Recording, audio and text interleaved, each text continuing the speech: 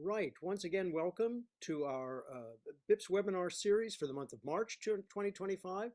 Today we have the pleasure of welcoming Dr. Lucy Deacon to discuss her Karbala and the Taʿziyeh episode, Shi'i Devotional Drama in Iran book. Let me run you through a couple of slides about BIPS type things. First of all, announcements have gone out for BIPS Research Assistant and travel grants. They're open now on the BIPS website. The deadline for these is May 6th, 2025 at 5 p.m. We have two further webinars which are scheduled in April on the Sasanian Persian fort and the Batineh in Oman, and the class relations and religious hybridization in urban sites in post-Hellenic Bactria and Gandhara in May 2025. Both of these are at 5 p.m. These are Wednesdays. These are BIPS addresses and such for social media, for our social media footprint, as it were. And just a reminder for those of you who are joining us for the first time about BIPS rules and regulations. Here we are a registered UK charity, and therefore we abide by UK charity rules about protecting inclusion, non-discrimination, and freedom of expression within the parameters of British law. We invite everyone who has questions or comments to upload these to the Q&A function in Zoom, which is one of those little Q&A icons with a question mark in it at the bottom of your Zoom screen. And I am the MC and will host those. I will relay those to Dr. Deacon, the speaker for this afternoon. I reserve the right to edit them if there's any issues with them, or sometimes add to them if I think there's something else that I would like to add or that seems appropriate to add at the time. But we do not, we are a non-political organization and do not engage in expression of political views about any country or religion. And there we are back to Dr. Lucy Deacon. There's the slide for this. Let me introduce Dr. Deacon, and then I'm going to let her take the floor. Dr. Deacon had her PhD from the University of Edinburgh in 2022, here in my own department. She is a specialist in devotional drama with an advanced knowledge of Persian and a background in the performing arts. Her research to date has largely concerned the Iranian Shi'i tradition of Taʿziyeh Khani, spanning matters from its inception in the 17th century to its rapid development during the 19th century CE, its ongoing role in present-day popular piety, and its dramaturgy. Her approach combines performance attendance with the examination of historical scripts in manuscript form, drawing from those in the collections of European libraries, namely the Vatican Library's Cerulli Persian collection. A separate strand of her research addresses the nature of such collections and the journeys of Persian and Arabic manuscripts between their places of initial provenance and Europe. Most recently, she has begun comparative work looking at the intersections between Shi'i, Christian, and Jewish dramatic traditions. She is currently a postdoctoral researcher on the project Women, Martyrdom, and Religious Drama in the Abrahamic Traditions, which is called WOMARD, W-O-M-A-R-D, which is at the University of Freiburg in Switzerland. Lucy, the floor is yours. Thank you, Andrew, for that generous presentation and introduction. And I'd just like to start by thanking BIPS and particularly Andrew and Brendan for the invitation to be here this evening and the opportunity to share my work with you. So I will just share my screen and then begin to chat. And thank you all for coming. All right, so I'm going to be presenting my book, Karbala in the Taʿziyeh episode, Shi'i Devotional Drama in Iran, published by Brill. So it's fully open access. So I invite you to download a copy of the ebook for free. And I'm delighted about that. But of course, I'd also love to think of it in people's hands and on people's bookshelves, as well as on screens. So if your university library might be up for purchasing a hard copy, then please recommend that they do that. So I'd like to thank so many people before I start, and I'll have time to discuss only a couple. So I've already thanked Andrew and Brendan for inviting me here this evening, and I really appreciate BIPS supporting my work. I'd also like to thank my colleagues at the WOMARD project in the University of Freiburg in Switzerland, Professor Elizabeth Dutton and Dr. Sarah Khalili. Elizabeth and Sarah helped me with copy editing and proofreading of the book, so it wouldn't be what it is without their support, and I'm really grateful to both of them. I'm also really grateful to my PhD supervisors. So the book is a result, like a development of my PhD thesis. And my supervisors were Professor Yako Haminantila and Professor Nasim Pak Shiraz at the University of Edinburgh. So I thank them both for their mentorship. I wouldn't be here doing this and having done this work if it weren't for them. And as some listening may know, we lost Professor Haminantila suddenly at the end of 2022, and we miss him terribly. And all I can think is that it's such a good thing that he published so many books. He was such a prolific author, because that way we can still hear his thoughts now that he's not here to actually tell us what he thinks. So I've put some of my humble thoughts, inspired by Professor Haminantila into this book, and actually very much at his insistence, I did turn the thesis into a book, and I'm so glad that I have, and I hope it will be useful for people in the future. So I will move on to the first slide. Yeah, here's a picture of the book. And I should also thank UKRI for funding the open access publication. That's just really great to be able to share it like that, particularly because so many scholars of Taʿziyeh are based in Iran. And, you know, to buy hard copies of the book or to pay for the ebook, with the way that exchange rates work, it would just make it, you know, it would mean that the public for it would be so much reduced. So I'm really, really pleased that it can be open access, and thank UKRI for supporting that. So here's the cover image. It's a poster printed around 1940 by Sayyid Arab Hussein Latifi, depicting the events at Karbala on the day of Ashura. The illustration captures wonderfully the way in which the battle is treated in the Taʿziyeh repertoire. The men of Hussein's house styled as warriors of epic, the merciless encroachment of the enemy hordes, the foregrounding of key antagonists, and the attempts of benevolent strangers to offer help, a dervish, an army of jinn, and some angels among them. The prophets of old stare on through the mists of time, bearing witness to the sacrifice of Hussein's house, even long before it takes place. The womenfolk and the camp. Fatima Zahra's elderly handmaid Fazeh, at Zainab's order, summoning a wild lion to protect the martyrs' bodies. But more than the individual sections, it's the crowded nature of the canvas, the many overlapping and layered narratives that captures the Taʿziyeh treatment of Karbala. Many of the interactions that we see here are performed as gusheha, short scenes not essential to the core narrative, and often featuring characters additional to those found in historical or hagiographical sources. They flesh out the Taʿziyeh telling, preserving folk wisdom relating to Karbala. The Taʿziyeh repertoire itself is a repository for popular Shi'i stories. Whilst concurring broadly with the martyrdom narratives reported in the more formal literary sources, the central episodes incorporate a wealth of additional detail, old and otherwise little-known stories embedded within them. Research examining the Taʿziyeh as literature is scarce outside of the Persian language sphere.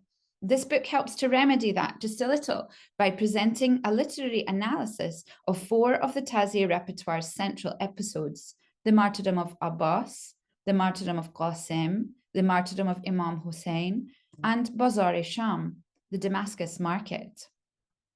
It contributes to the understanding of the key compositional features of Taʿziyeh plays, their development through time, and it sheds light on the identities of certain little recognized contributors to the tradition and areas of its evolution of which we have at best a hazy picture.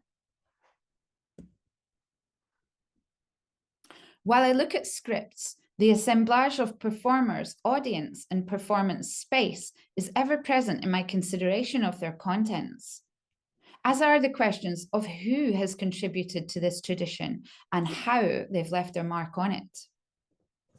These are not purely literary products. Rather, they should be understood as written records of how these stories have been recited and enacted amongst communities. There's much to be said about the Taʿziyeh repertoire more broadly, as its subject matter goes well beyond Karbala. But without a doubt, the episodes treating Karbala are the most widely performed and have been subject to the widest number of renditions. If we wish to get a sense of what the Taʿziyeh plays are as literature, then for example, their key compositional features and how the genre developed as the performance makers interacted with their audiences, then we must start with the plays performed during the first 10 days of Muharram, year after year, generation after generation, what I refer to as the Muharram cycle.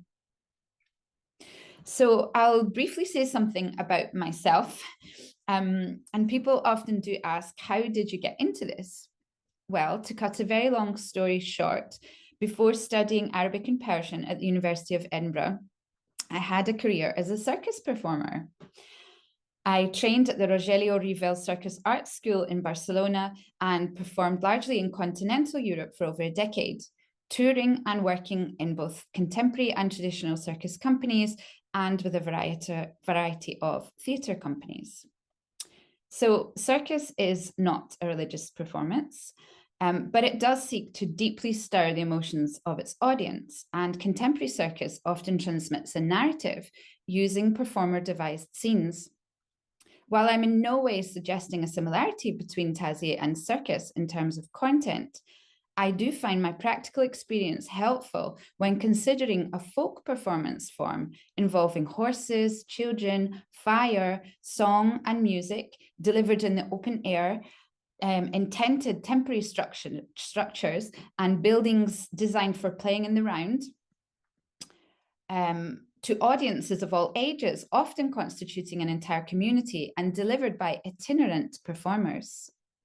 Understanding the imperative upon performers to affect their audience helps me to focus my inquiry on the perspective of the performance maker and what drove certain dramaturgical decisions.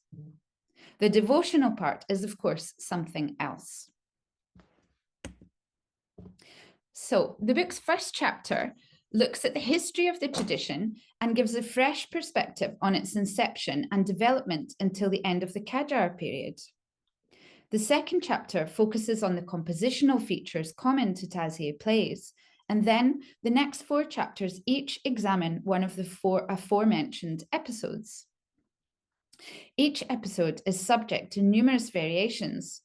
To study the essential features of a particular episode, we can't simply look at one version of the play script without risking the conclusions reached being contradicted by other renditions. In this research, I worked with 10 renditions of each of the 4 episodes, 9 in the case of Qajar Iran. I used edited scripts, including those published by Zahra Iqbal Namdar, Mohammad Jafar Mahjoub, Hassan Salahirad, Hossein Ismaili, Dawood Fat Ali Begi, Mehdi Daryai, and Samane Kazemi.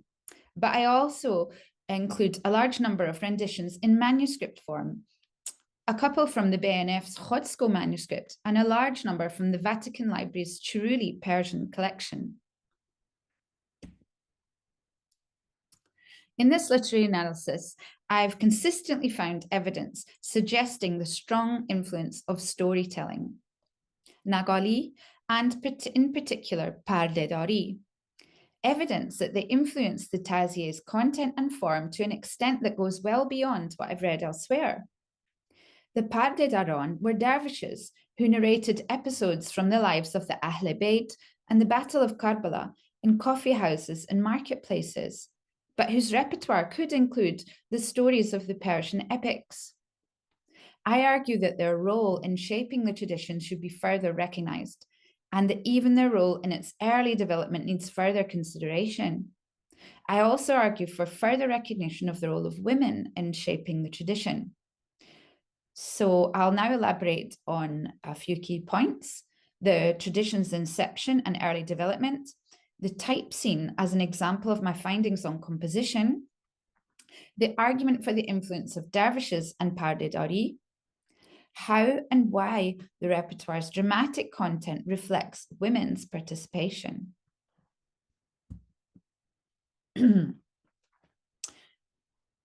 So the historical trajectory of Taʿziyeh Khani shows a tradition periodically embraced by the ruling classes, but originating from and sustained by the devotion of the masses.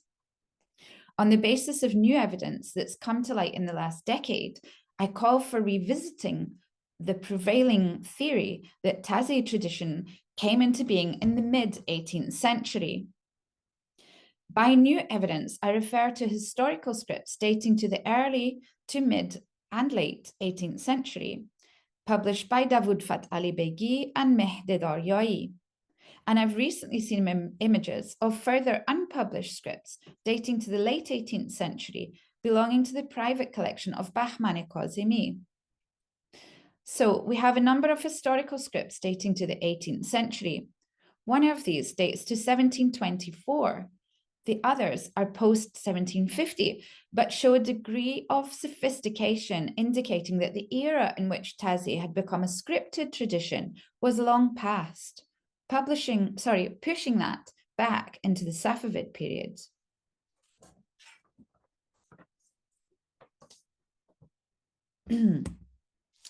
I also suggest, and this is not out of step with the viewpoints of many scholars in Iran who do script-based research, that the earliest form of Taẓiyeh play was Haftado Dotan, 72 people or bodies, in which all of the most prominent Karbala martyrdoms are enacted one after the other in a single performance rather than in episodes. In such a performance, the sacrifices of each martyr are shown through vignettes and short dialogues, as opposed to receiving extended treatment, and the familial farewells are not protracted. And since Haftado Dotan portrays a number of martyrdoms, it inevitably includes more battlefield action. Thus, in our search for the nascent Taẓiyeh tradition, we should be looking for something more similar to Haftado Dotan than to the episodes of the developed repertoire. A battle reenactment with some characterization or some degree of character representation. Indeed, the earliest known account of a Taẓiyeh performance, that of Karsten Niebuhr on Qajar Island in 1764, describes the performance in just this form. But I argue that this type of performance had been going on for at least a century before Niebuhr saw one on Qajar.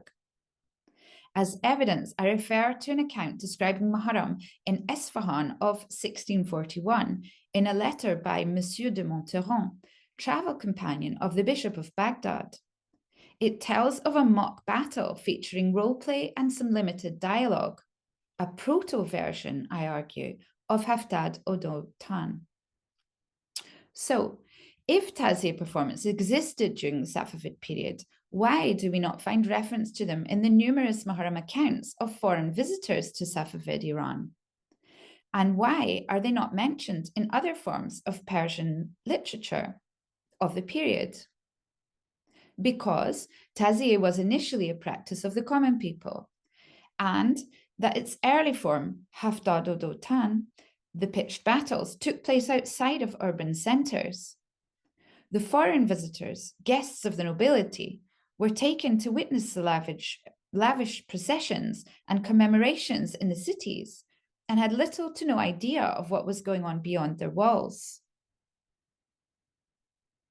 In the book, I also look further back than the Safavid period and find the content of Kashifi's Fotovatnameh Sultani, written in Timurid Herat at the end of the 15th century, to indicate that even before the Safavid promotion of Shi'ism, the ground was already ripe in the Persianate world for the emergence of a Shi'i devotional drama.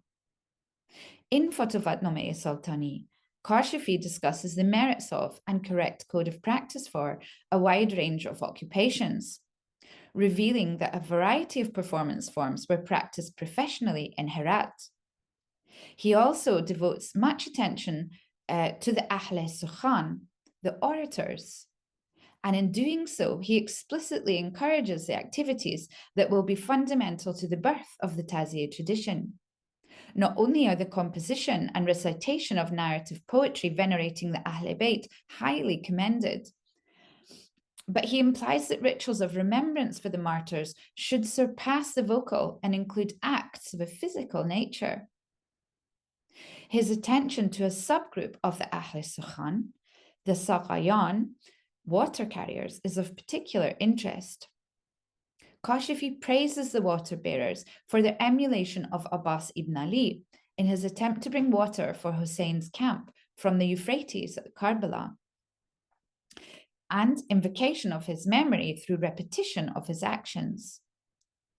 It shows devotion by explicit emulation as an accepted and encouraged element of liturgy, which helps us to understand the progression towards full-scale reenactment as a religious act.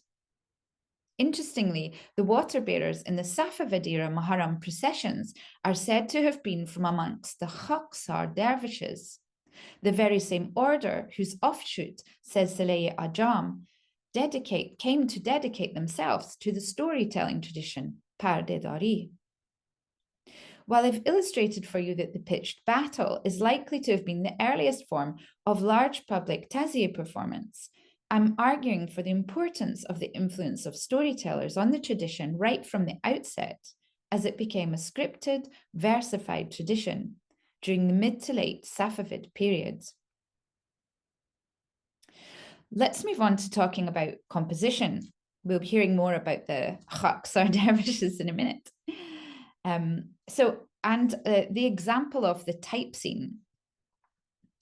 Now, while the central episodes of the Muharram cycle include a dizzying number of variations between renditions, when reading a selection of the plays, one frequently has a sense of déjà vu. Despite their individual narrative detail, the repertoire's central episodes bear a certain similarity.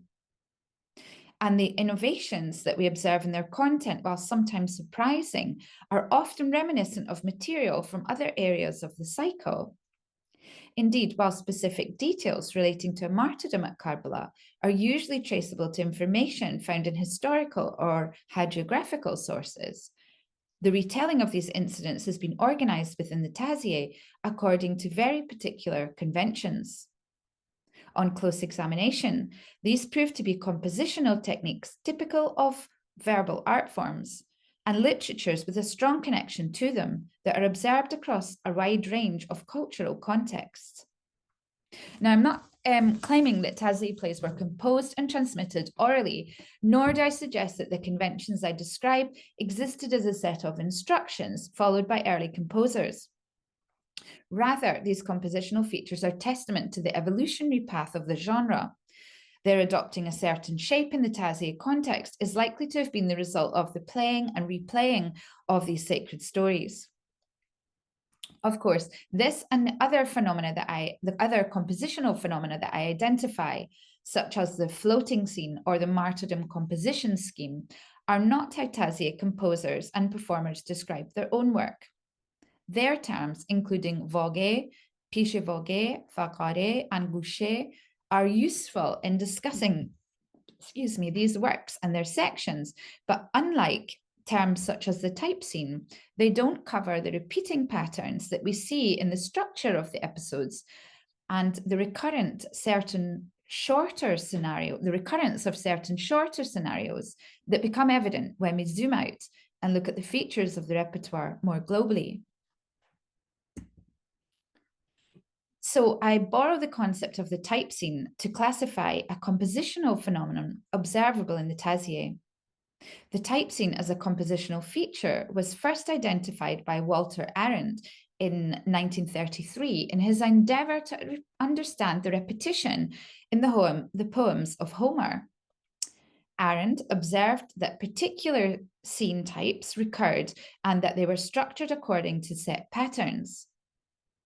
Arend demonstrated that such scenes were constructed of a chain of components that normally follow a certain order, with the poet often making use of the same or similar sections of verse to narrate these scenes. He noted that depending on the context, certain components could be expanded, abridged, or occasionally omitted. Type scenes have since been identified within the oral traditions of a variety of cultures and have also been observed by scholars of the Hebrew Bible. Edwards gives a useful, succinct definition.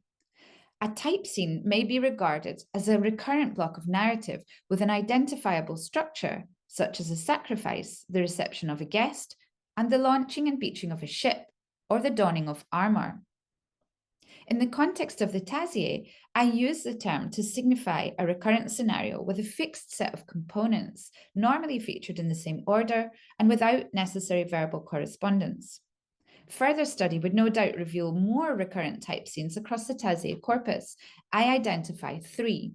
An apparition from, I call them like this, this is how I call them, an apparition from beyond the grave, the arrival of a stranger, and the unwilling killer. And I'll expound the arrival of a stranger as an example. Its elements are as follows. A stranger, often of distant origin, observes the hero or heroes without knowing their identity and describes their desperate situation. The stranger becomes astonished by the hero's resplendence and suspects a holy identity. The stranger converses with the hero, becomes aware of his or her identity, and is outraged by the injustice. The stranger can convert to Islam and offers help. And the stranger at times sacrifices him or herself in the hero's defense. Now, this type scene features frequently across the Taʿziyeh repertoire, including in the martyrdom of Imam Hussein and Qajar. In the former, it structures the dervish of Kabil's meeting with Imam Hussein at Karbala. In the latter, it's exemplified when the European ambassador encounters the Karbala survivors at Yazid bin Muawiyah's court in Damascus. Further examples of this type scene include a scene in Gharat Khaymeha, the plunder of the camp, in which a benevolent Jew meets Hussein's daughter Ruqayyeh in the desert, and a scene in Majlis Dairaniya Faranqi, when the captives are lodged overnight in a monastery on their journey to Damascus, and a monk becomes mesmerized by Hussein's head. And in Zan-e Nasrani, in which a Christian lady and her maid come across the bodies of the Karbala martyrs. At first glance, these are diverse incidents, yet they unmistakably follow the same template. These scenes often feature the stranger embracing Shi'ism, but they're not simple conversion narratives. Incidents of conversion are relatively common in the Taʿziyeh, but here the conversion is neither essential nor the most important component. Rather, the importance lies in the role of the stranger as a witness and his or her ability to temporarily take on a narratorly role, a valuable opportunity to depict the suffering of the protagonists through having it described by an outsider. Further to this, the stranger's reaction to Hussein and his family reaffirms their holy nature and creates a counterpoint to the callousness of the antagonists. The identity of the stranger can work to represent sympathy for Hussein and his family amongst different social or cultural groups. These particular strangers' encounters with Hussein's family do not generally appear to be rooted in evidence from historiography, but they may be inspired by famous incidents from the Sirah al-Nabawiyya. I'm sure that many of you will be familiar with the story of the Christian monk Bahira, who meets Muhammad as a boy, is drawn to him and recognizes him as a messenger of God. The reaction of Negus, the Christian emperor of Ethiopia, and Heraclius, the Byzantine emperor, to contact with Muhammad are further potential examples of the same. Indeed, when we consider how the content of the main episodes evolved over time, this type scene shows how use of a familiar framework could allow for the introduction of new characters and their acceptance by a well-versed audience. The European ambassador features in Qajar from the oldest rendition dating to 1770. Well, that's the oldest extant rendition. There are, the play was very probably much older than that. So the European ambassador features in our oldest extant rendition of Qajar dating to 1770, but the dervish of Kabul, on the other hand, was not introduced to the climactic episode until the mid-19th century CE. In fact, this character's attempt to help Hussein at Karbala is the founding myth of the Qajar dervish order. Yet having his encounter with Hussein take the form of a type scene already extant within the repertoire allowed for its smooth insertion into the repertoire. Continuity accompanying change. So let's talk about dervishes and the connection to pardedari. And in doing so, I return to the topic of the genre's early development and attempt to shed light on the identities of those involved as composers of Taʿziyeh scripts. In the book, I show that even the earliest scripts that we have are the work of skilled poets. It's unlikely that there was a living to be made as a Taʿziyeh performer or composer by the mid-18th century. Many of those involved in this emergent genre are likely to have honed their skills, even been professionals in other oratory art forms, in particular the storytelling traditions of Nagali and pardedari.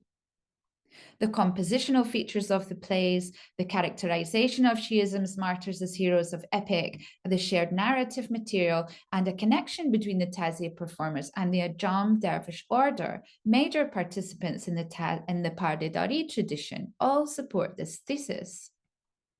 Bahram Beyzai and Aynatullah Shahidi and others have suggested that professional storytellers became involved in the Taʿziyeh as performers during its early stages. The contribution that I make is to give concrete examples of how Nagali, pardedari in particular, left its mark on the Taʿziyeh repertoire, and to further identify connections between its practitioners and the Taʿziyeh performers. Nagali is a general term for storytelling, but it's come to denote a specific tradition. In brief, the stories told by the Naqalan are largely from epic literature and works such as Samagh-e Aya, prose works. The pardedari tradition, on the other hand, tells religious stories and emerged during the early Safavid period, when dervish storytellers had a role in the propagation of Shi'i Islam. The performer used a painted canvas backdrop from which the sufferings of Imam Hussein and his supporters and other religious stories were narrated. However, the Pardedaran also narrated some epic material. There's even evidence of some canvases used by the storytellers in the 19th century featuring scenes from the martyrdom of Hussein together with the exploits of Rustam. The performances were given in marketplaces and coffee houses. Because of the nature of their role in spreading the word of Shi'ism, many Pardedaran were itinerant. The Naqalan told their stories in installments, returning to the same place every day and seeking to extend their stories for as long as possible in order to keep their pitch and their income.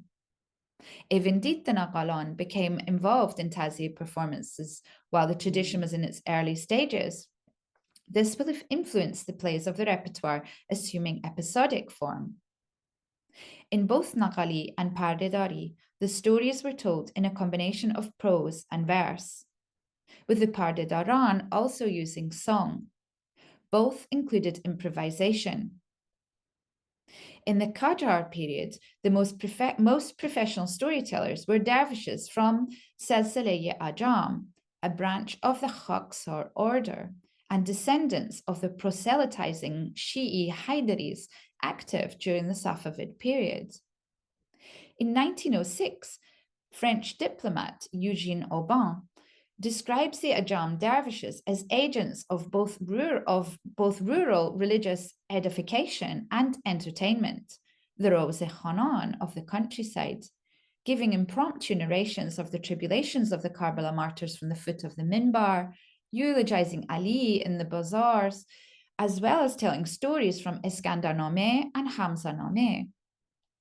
Looking closely at the poetry of the scripts of the Muharram cycle's central episodes, we find verse forms that the Ajam dervishes used in other oratory rituals. For example, the composers create a duel in verse in the martyrdom of Abbas between Abbas and Shem, and it's reminiscent of the Sukhan-Vari contests held by the Ajam. And also, in the Taẓiyeh scripts, they also frequently use the Bahr Tawil form, again, a feature of Sukhan-Vari. Furthermore, the content of the Taज़iyeh repertoire shows the influence of both Nagali and Pardedari. We see the influence of the epic genre on the characterization of the heroes of the Ahl Bayt and their kin. And in the case of Pardedari, we see narrative material originating from this tradition not only making its way into the Taẓiyeh repertoire, but integrated into the central episodes.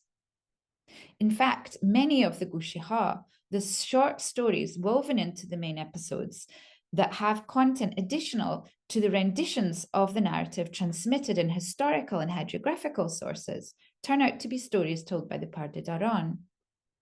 I've mentioned the Dervish of Kabul, and the story of Sultan Qais and his vizier in India being saved by Hussein from a lion on the day of Ashura is a further such instance, and there are many more. In Bazar-e-Sham, we have a particularly curious example concerning the foreign ambassador visiting Yazid's court in Damascus. This is an old story, originally that of a Byzantine ambassador in Damascus, found in manuscript sources as early as the 12th century CE. However, in the Taẓiyeh, by the end of the Qajar period, he's portrayed as a European, English or French, a military man bringing gadgets and firepower, a reflection of the European visitors to Iran during this period. However, somewhat incongruously, he's also given an interlude as a storyteller, allowing for the integration of material from the Pardedari repertoire. It happens like this. The ambassador is deeply moved to find out that one of the severed heads brought to Yazid's court belongs to Hussein, to which Yazid demands to know how he knows Hussein. The European answers, adopting the Bahri Tawil form. This marks a change in his role and the beginning with Bishnu, a formula used by storytellers to indicate the opening of a new narrative chapter. He recounts events from Hussein's childhood.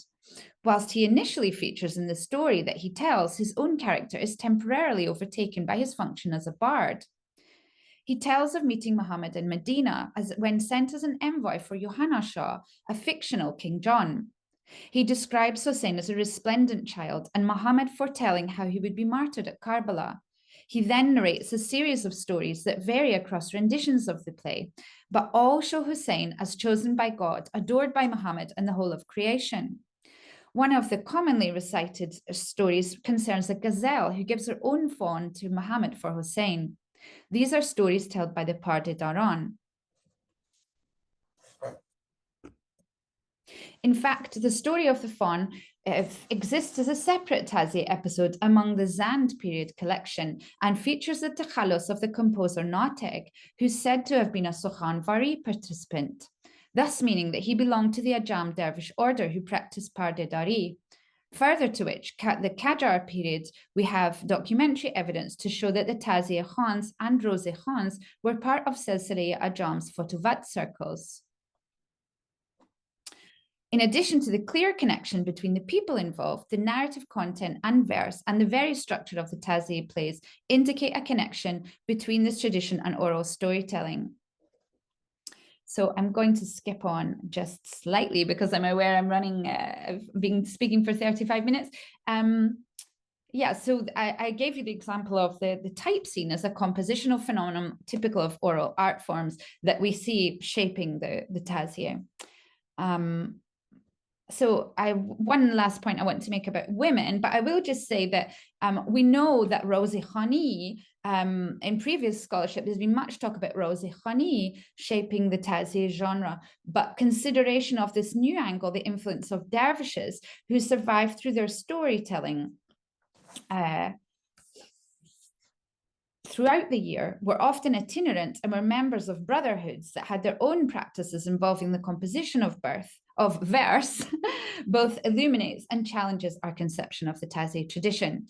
It takes it further from Karbala as recorded in literary sources and closer to the memory of the martyrs that lived through its performance in marketplaces and coffee houses, and not only during Muharram. And I also want to say that the network of a group such as the Ajam or their predecessors would have helped sustain the Taẓiyeh as an art form during its early phases, facilitating the staging of performances before they became firmly part of the Muharram program, enjoying widespread popular support and later elite patronage. So a final aspect of the book that I'll mention is that I argue for the further recognition of the contribution of women to the advancement of the repertoire. In my analysis of the development of the episodes, I see growth in the treatment of the perspective of the women at Karbala through time. Both the number of female characters and the scenes involving inter-female dialogues increasing. In analysing this, I touch upon the Taẓiyeh Zanoneh tradition, performances given in private spaces by women for female-only audiences. The performers being female Roze Khanan, storytellers and other entertainers who played both female and male characters. I suggest that in the renditions of the main episodes destined for an exclusively female audience, the female roles were expanded.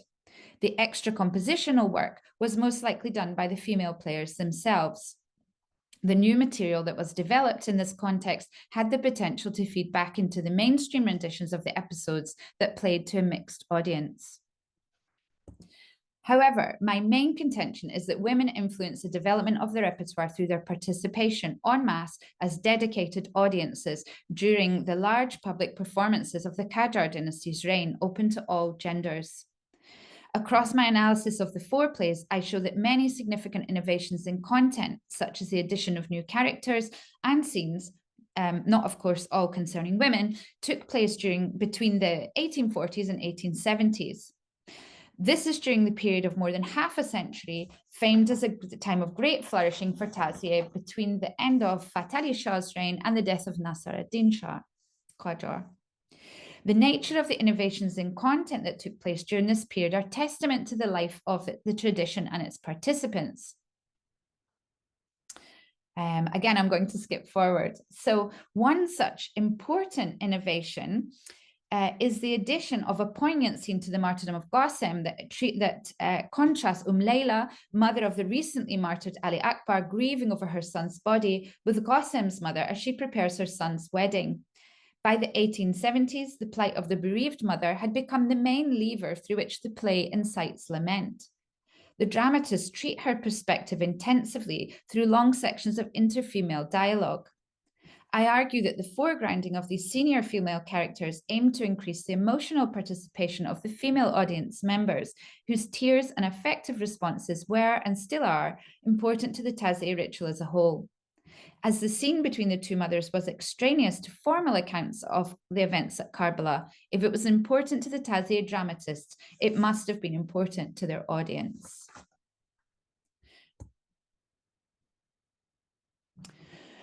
We should consider the wave of techiye construction and the creation of a professional touring circuit as the material factors resulting from the elite patronage that facilitated the rapid development of the content of the plays from the 1840s.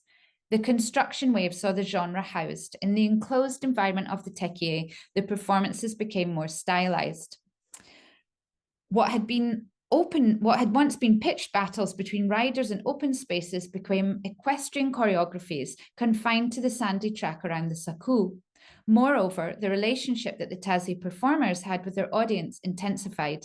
They played to a seated crowd whose effective responses were very much apparent to them. Women flocked to the Taẓiyeh performances of the Qajar period in multitudes. An abundance of sources attest the fact that they significantly outnumbered men in the audiences. Due to their seating position in the techiye, the women of the less affluent classes constituted the vast majority of the audience to whom the Taẓiyeh Khanan delivered their performances directly. Sitting on the floor around the Saku, they were the front row. Numerous witness accounts attest their highly vocal and active participation. Developments in content that concentrate on the experience of the women other than those of the Prophet's bloodline reflect the composers responding to this important sector of the audience. Innovations such as the foregrounding of the plight of the mother in the martyrdom of Qasim and the addition of a scene highlighting the special status of the elderly Kaniz Fazeh to the climactic episode are examples of this trend. Thus, the religious narrative embodied by the performers and audience as it lived within the configuration of the Taḥziyeh was not static.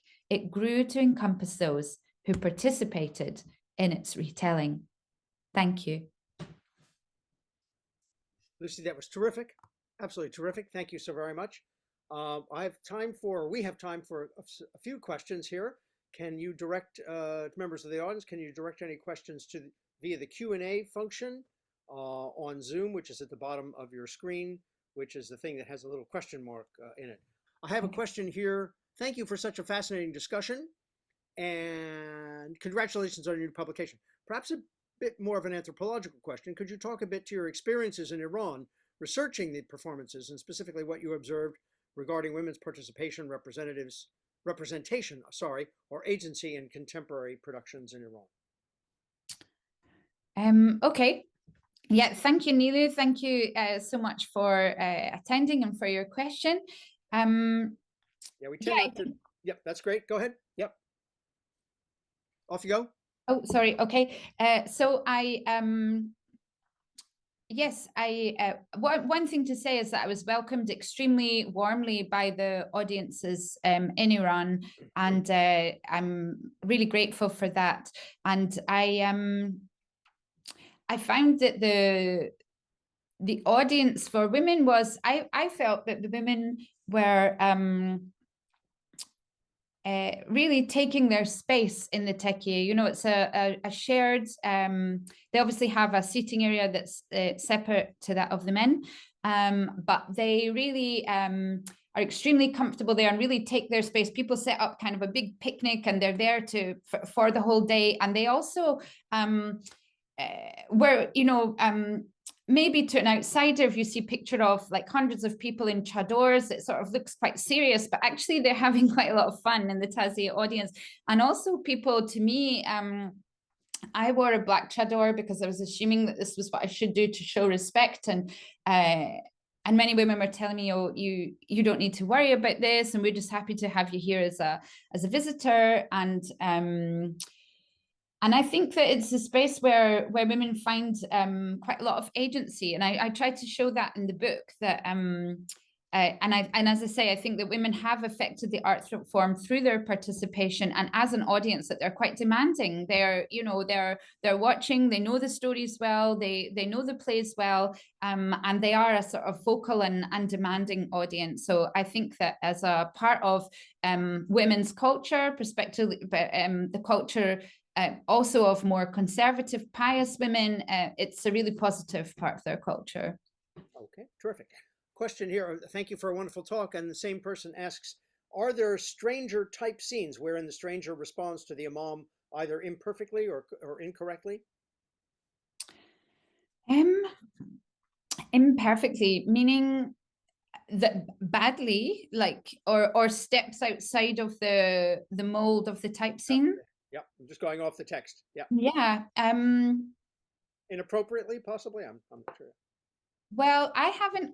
There's a different type scene that I mentioned briefly called the unwilling killer, where you have someone who's sort of charged with attacking Hussein, who then decides not to, and those interactions are quite different. But that's a different type scene, and sometimes those are Christians or followers of other faiths.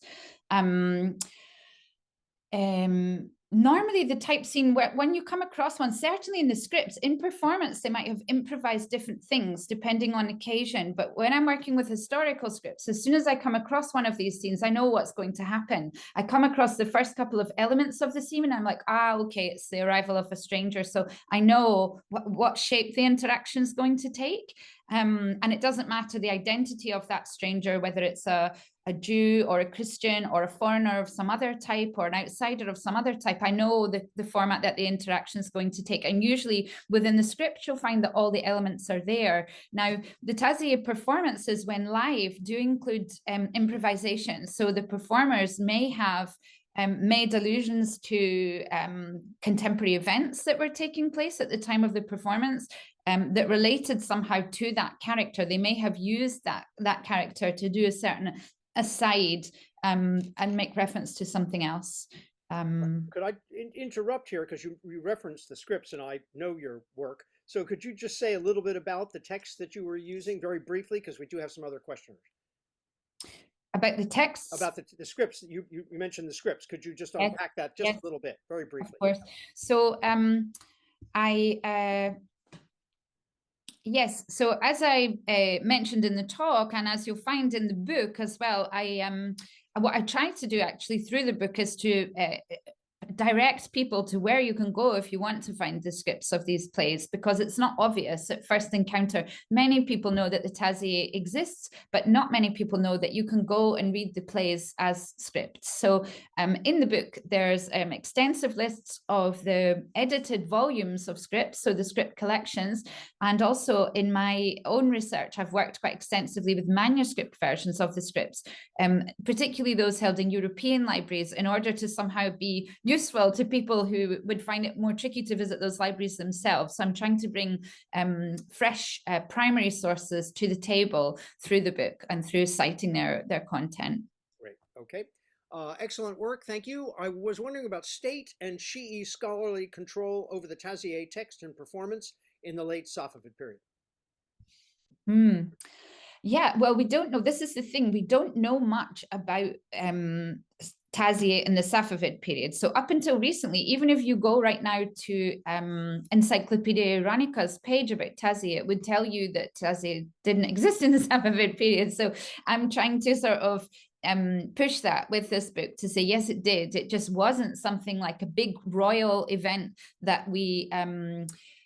so therefore, it's harder for us to know what was going on because it was something happening amongst ordinary people. But I bring some sources up in the book to show that we have every reason to believe it was there. And also some of the scripts that I'm citing are from the one from 1724. So that is still the Safavid period, or the period where the Safavids were just getting ready to hand over the keys, as it were.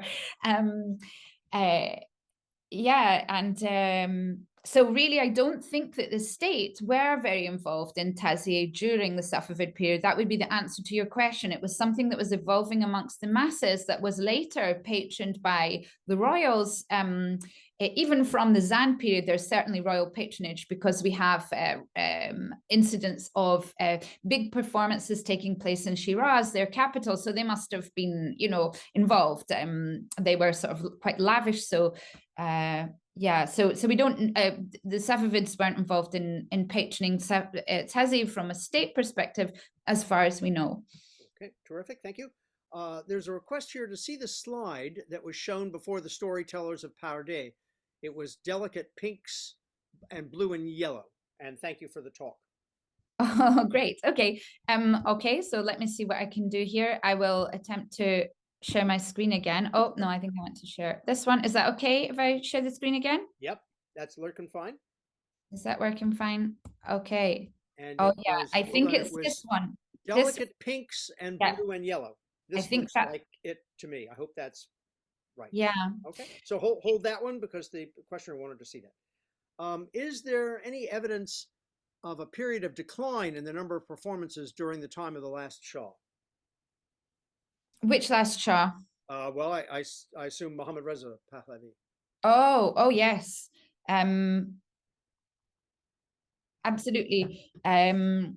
Yes, so I didn't talk about the Pahlavi period in this presentation because I don't talk about it in the book, except for briefly giving an overview of what happened in the 20th century. But during the 20th century, there was, as you'll all know, there was a attempt to, there were modernizing reforms instituted by the first Pahlavi Shah, and also an attempt by both Pahlavi Shahs to assert a national secular Iranian identity.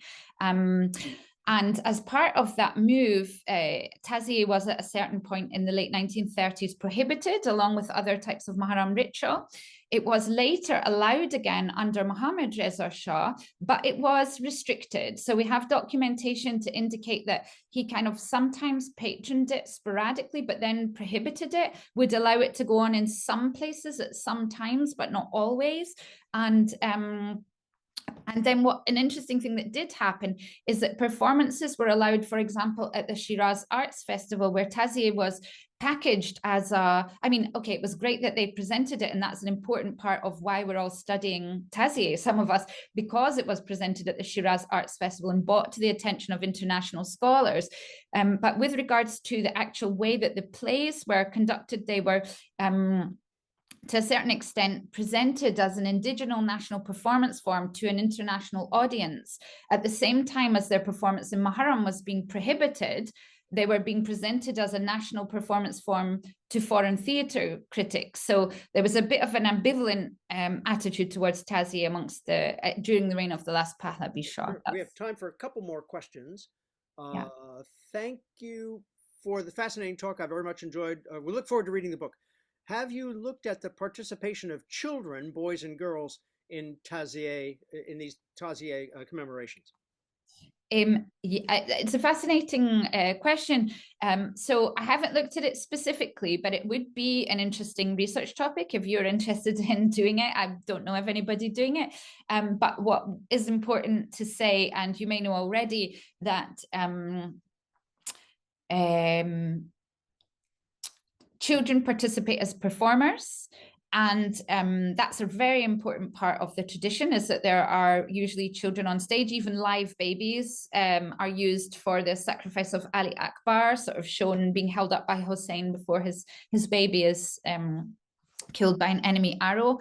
And this is a way of really inciting audience to become emotionally involved, seeing this kind of fragile and vulnerable infant. You see a real child. So that's an important part of Tażiyeh. Obviously the children are not hurt, and the performers are very nice to them, and they make sure to take care of them. And if a baby cries too much, they swap it for another baby. I've seen this done when there was a kind of they swap it for a thicker skinned understudy, so to speak. And with regards to children in the audience, children enjoy the performances. And I have seen a funny thing, which is children pretending to cry because they see the adults crying. So they pretend to cry because they know that's what you're supposed to do, but also sometimes laughing when they're supposed to be crying. So children are children, and they really add a lot to the Tażiyeh tradition, and it would be great to look at their involvement more specifically. It's a good idea. Very, very last question. It's a broad question, but it's the very last question. Can you tell us anything about the Tażiyeh performances in other countries? Oh, yes. So, okay, no, I will go for just a very specific answer, which is, and if we're talking about Tażiyeh as a scripted theatrical form, I'm not talking about Muharram commemorations more broadly, because there we could go into all sorts of different varieties that exist in different lands, and also in the UK and Europe and in the diaspora as well. I've seen a type of Tażiyeh performance in Germany a couple of years ago, a Malka, a Muharram commemoration. Anyway, so the main other country in which you have a scripted tradition that's relatively developed is Lebanon. In Al-Nabatiyya, in the south of Lebanon, they have a big performance on the day of Ashura. They don't do the 10 days of theatrical performances, not to my knowledge. Well, not in Nabatiyya anyway. They may do them in other villages in the south of Lebanon, but I attended in 2018 the performance in Al-Nabatiyya. And it's very much like the early Tażiyeh performances in Iran, these Haftad o Dotan. It's a big sort of battlefield Tażiyeh where we have the performers costumed and representing Hussein, Ali Akbar, Abbas, etc., and recognizable as those figures. But basically what they do is they come onto the stage, they say goodbye to their family, they fight a little bit, they have a little bit of dialogue, and then they're martyred. So it's one after the other, a bit like the Iranian Haftad o Dotan play. So it's a much younger tradition in Lebanon, I think going on since about the 1950s. Yeah, and it's basically the Iranian, they do have a scripted tradition, but the Iranian tradition is far more developed. Okay. All right, terrific. There was one question for the title. The title went out in the original talk, the slide sent out from BIPS about the talk. If you are familiar with my Shi'i News website, there's a picture of the book on the announcement there that went out as well, so you can find the title there. There are a few more questions, but we've run a bit over time. Lucy, can I thank you again so very, very much? And if you are a member of an educational institution and at a library and educational institution, I would take up Lucy's initial reference to get a soft copy, as it were, a PDF copy for yourself. but then a hard copy offered for an institutional copy. For those folks who had to leave, or most importantly, if they joined a little bit late, this talk was recorded, and so eventually it will go up on the BIPS website for you to have a look at again. Lucy, thanks again very, very much enjoyable. And may I thank the attendees who were here, and may I wish them all a good morning or a good evening or a good afternoon. And thank you all very much from Edinburgh and from, are you in Switzerland? No, I'm actually visiting my family in Edinburgh right now. Oh, okay. Well, probably right around the corner, but yeah, I'm still back. I didn't run into you right around the street. Yeah. Okay. Thank you, everyone. Thanks, and, everyone. Goodbye. Thank you. Thanks so much. Thank you, Andrew. Bye-bye.